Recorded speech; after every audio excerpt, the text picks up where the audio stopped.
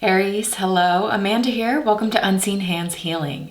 This is going to be your June shift reading. So we are looking at the shape you are shifting out of this month, the shape you're shifting into, and what that shape shift looks and feels like for you.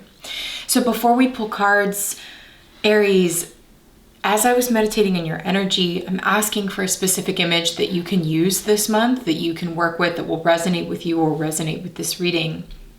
And the image I got was very phoenix-like. It was this firebird rising, like shooting up into the sky really quickly with its throat exposed. And I know this is going to sound a little weird, but the throat was like two pieces twisted like this, like a corkscrew around itself, and the bird itself as it was flying, and mind you, it's a firebird, so this bird was completely made of fire. Aries, fire. It was spiraling up, shooting up into the sky in a spiral, specifically from, and like the energy of the spiral, the torque of the spiral was coming from its throat, from its neck. And as it went, and you know, like the point of the beak was pointing straight up, and this corkscrew twisted up throat was like driving this very fast rise up, in flying up into the air, straight up into the air. And then it's like when the bird finally made it up into the sky, it like everything sort of untwisted, and the wingspan spread over the entire land, and it was a sky of fire. I know this is a really intense image. I was surprised by it as well. It was like everything unfurled, and the whole land was, or the whole sky looking down on the land was like enveloped by the flames of this phoenix. And it was almost like I got the bird's eye view, but I also got the view of the bird from the earth, like the human view, looking up at a sky just like suddenly reddened and orange with the flames of this bird. And it just like, the bird just like you, I think maybe just hovered there, like like flapping its fire wings. Casual image to work with for the month of June. Okay, and before we start pulling cards for your shift, this card came out in your pre-shuffle. So for those of you who are new to this channel, after your shift reading, I take everything into an extended reading where we get clarity on the shift reading through different decks. And one of the decks is this Octa podcast deck. And so as I'm pre-shuffling, preparing for both, you know, the first half and the second half of your readings, this card came out and it says, worrying is suffering twice. And we see a new moon. Don't worry, I know it's June, it's eclipse season, we're going to get into that. But here we have it. Worrying is suffering twice. So we're going to see how that comes into your shift here. But that card clearly needed to come out for you. It like fell on the floor, was a whole thing. Okay, so we're starting with this Spolia Tarot here for you, Aries, and we are asking, what is the shape that Aries is shifting into in the month? No. What is the shape Aries is shifting out of in the month of June? Out of, then into. What is the shape that Aries is shifting out of in the month of June?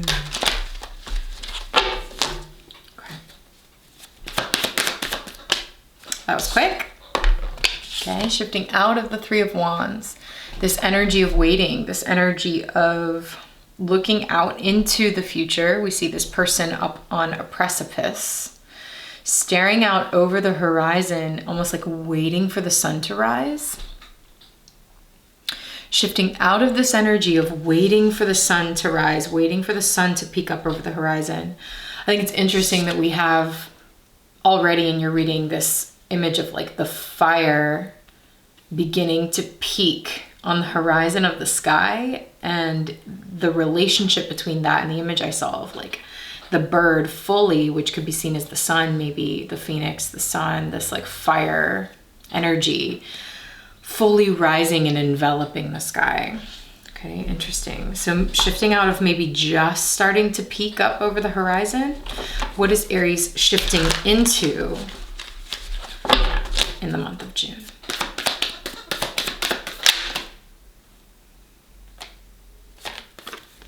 The Seven of Wands. Oh my gosh, look at that. Talk about fire.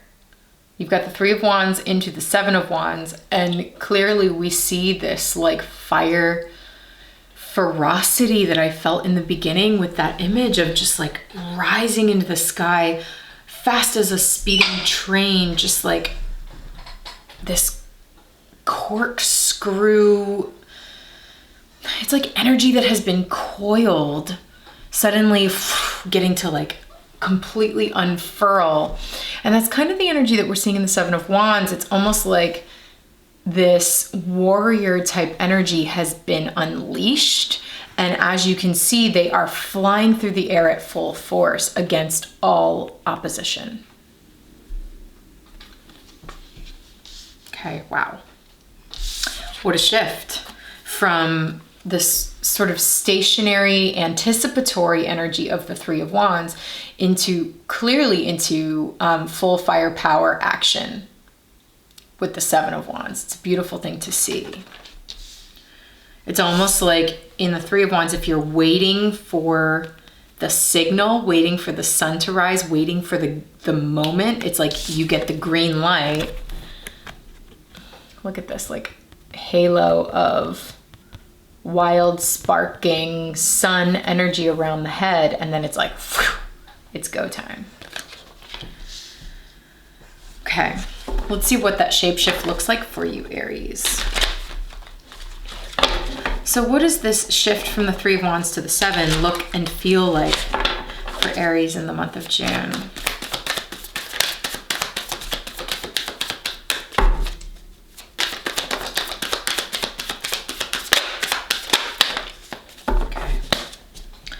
Three cards. Let's see what we've got.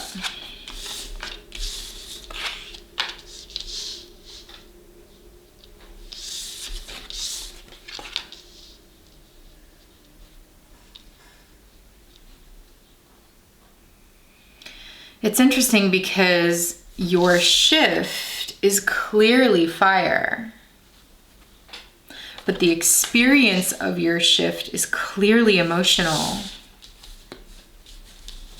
And very much, I think, has to do with the eclipses, which I promise we will pull special cards for.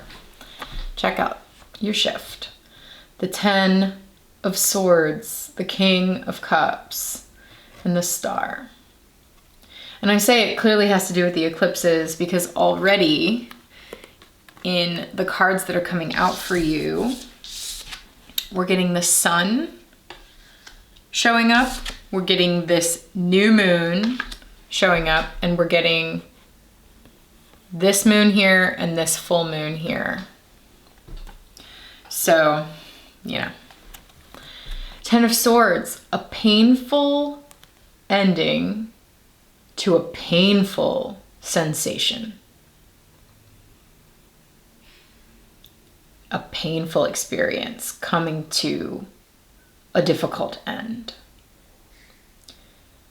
And then it's almost like this person is able, this is really interesting given the Phoenix image.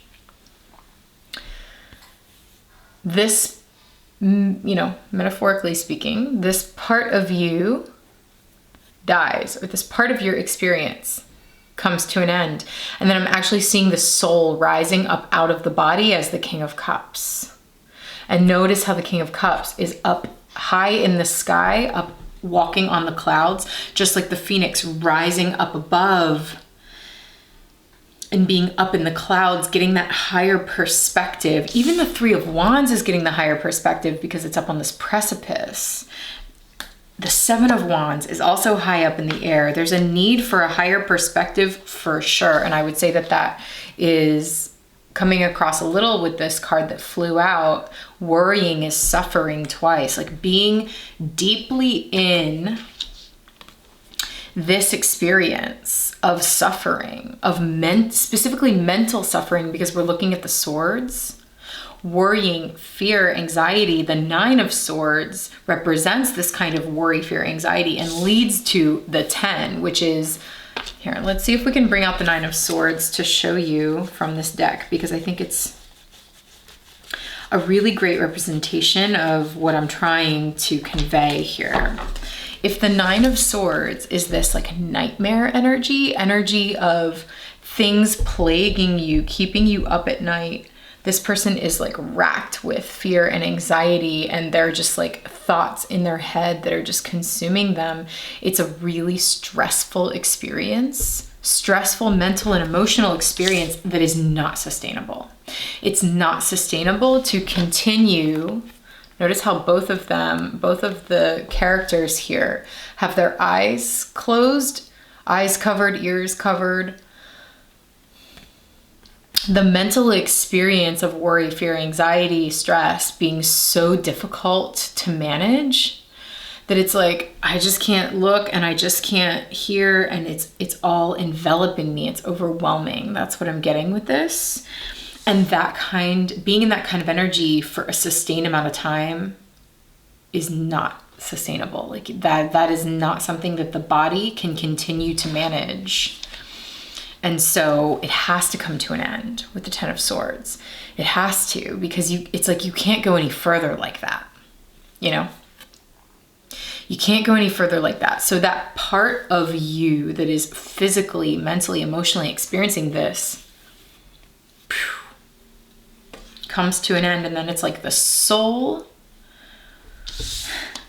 I love that image. The soul rises up. And I love how the moons almost in the same placement of these cards are speaking to one another. It's like the soul, your soul then is able to rise up once this physical experience is put to rest. Physical, mental experience is put to rest. Like I'm getting this as a very human experience. It's like the mind is finally put to rest. The way the mind can kind of rear up and take over your experience in a really uncomfortable and unsustainable way. That seems to be reaching a peak, a culmination. And then it's like the soul then, this emotional, intuitive part of your body is able to kind of rise up and take over the situation. And it's interesting because the King of Cups then leading to the Star is speaking to me of emotional healing, a process of healing. It's like once the mind can finally rest, like is finally going through this death experience where it's no longer the source of vitality, and it's no longer like the steam running the machine, because it's done. You know, it's run out of steam, it's done. And then this other part of you, the King of Cups can sometimes talk about someone taking action towards healing, towards their own healing, or holding space for others' healing. Take it how it resonates. I'm feeling this as very personal experience, but it doesn't have to be. This could be you taking on the role of holding space for healing. But I'm really feeling it strongly as your own healing because of a part of your mental experience finally coming to a full stop. so that this other part of you, like the soul, the spirit is what it feels like, can then rise up and move towards healing. The star card often talks about healing. It talks about the guiding light that leads you along your path. And it's as if this part of your soul now, it almost looks like a wise man, doesn't it? That like Christian mythology of the wise men following the star to find Jesus. It's sort of like that. It's like your soul rising up and following your path, following the light that's going to guide you along your path now. The path towards healing, the path towards your destiny, the path towards something greater than this experience. And I think this is what you've been waiting for in the Three of Wands. It's like you've been waiting for this to come to an end so that you can have this more like uplifted, up-leveling experience of your spirit, of your emotional self, your emotional body. And I say that too because this particular star card is very angelic. It's very like a spirit guide. It's kind of like goddessy energy. And it's also, for me, temperance energy, for those of you who know the tarot, talking about the alchemical balance between fire and water, because I see the orchid in one hand as representing fire energy and the water in the other hand.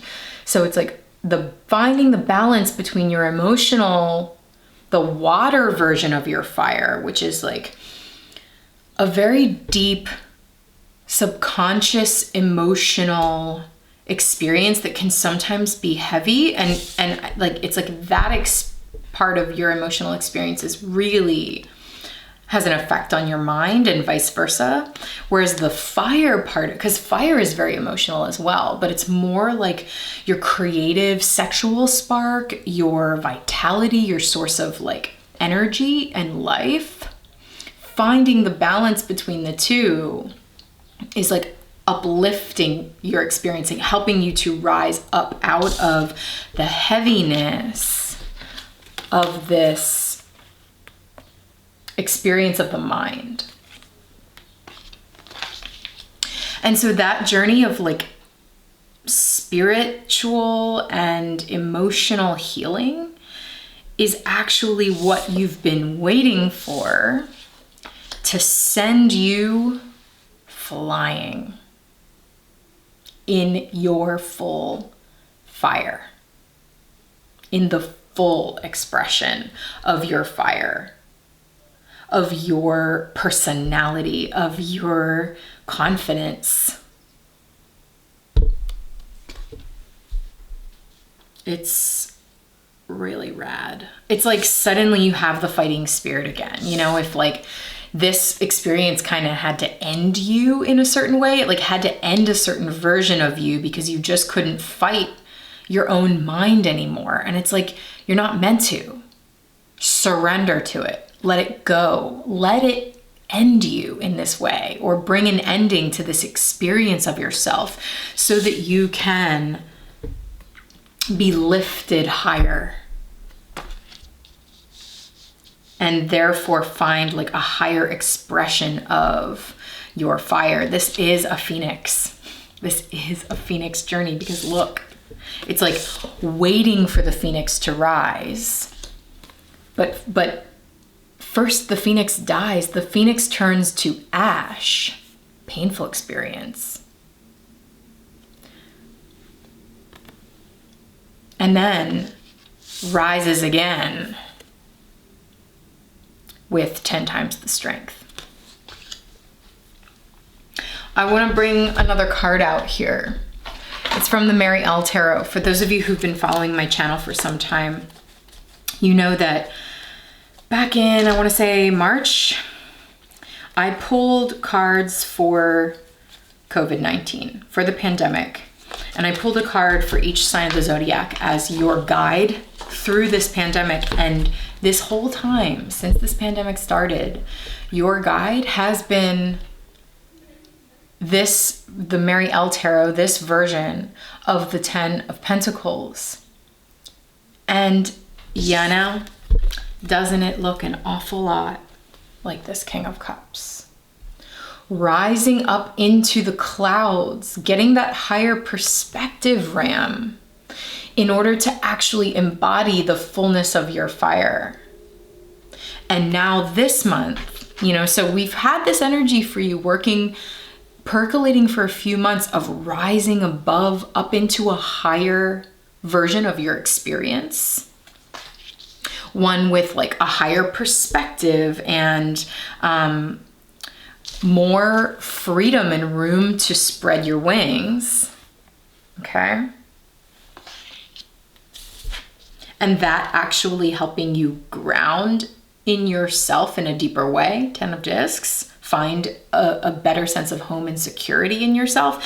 And that's exactly what we're seeing playing out here. And we are realizing perhaps in June that it is that uplifting out of this like painful earthly experience is actually a journey of spiritual emotional healing. It's like an ascension. It's a phoenix journey.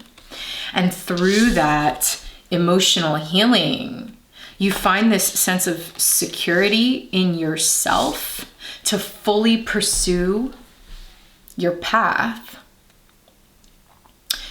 through fully expressing your fire.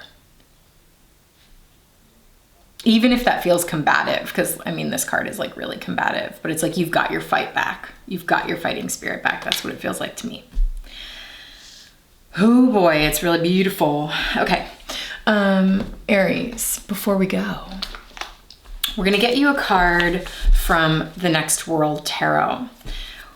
Entering June, we are entering eclipse season. We have first a lunar eclipse, full moon eclipse in Sagittarius, followed by, at the end of the month, a solar eclipse in Cancer. Okay, a new moon eclipse in Cancer. So this eclipse season, what's really interesting to me, so, you know, for those of you who follow my work, you know, I work with Sabian symbols, and Sabian symbols were channeled by a medium in the 20s, Elsie Wheeler. They are images assigned to each degree of the zodiac, and they can be a fun addition to understanding the astrology of the moment.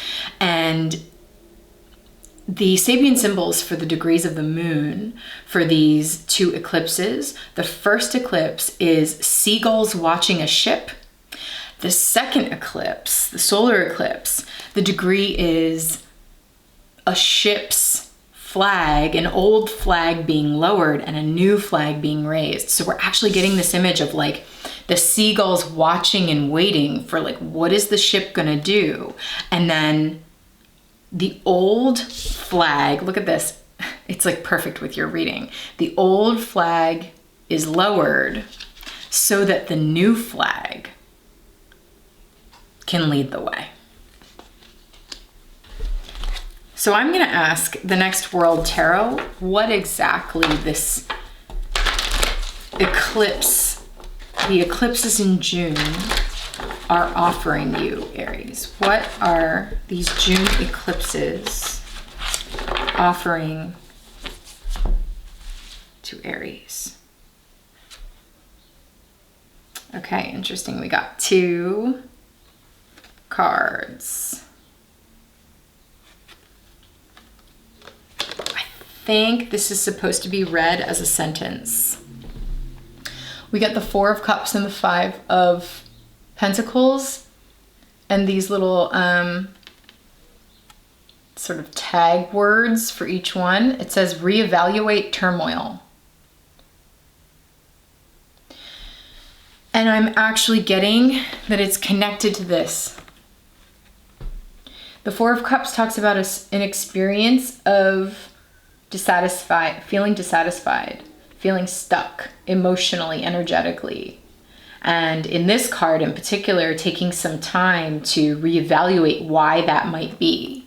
And we see that reflected in the turmoil of the 5 of Pentacles. Feeling like you don't have enough, feeling like you're lacking resources, feeling like something is holding you back in some way from doing what you want to do. And it's sort of like, I think there's a need here in June to rethink this experience of turmoil and to kind of question it and to kind of say, okay, am I worrying needlessly? Am I suffering more than I have to be based on my actual situation and my actual circumstances? You know, it's like, are there more resources at my disposal than I think? And I think this is more about like internal resources. Okay, really interesting. We're going to dive deeper into this in the extended reading. So if you would like to join me in that extended, please stick around. At the end of this reading, there will be a preview of what that extended reading gets into so that you can see if it resonates with you. And if it does and you'd like to view it, click the link in the description box below and that will take you over to Patreon. Patreon is a community that I have created for folks who have been following my work and are enjoying and resonating with the way I read. If you'd like to view the extended for this reading because you feel like it's really resonating with you, head on over there, read the full description once you get over there so you know how Patreon works, and then I will send you the extended for June. All right, Aries, thank you so much for joining me here. If you're enjoying this reading and this work, it helps the channel to grow. If you leave me a comment, let me know how it's going. I want to hear from you. And please do like the video and subscribe to the channel if you haven't already. All right, Aries, happy eclipse season. I'll talk to you soon.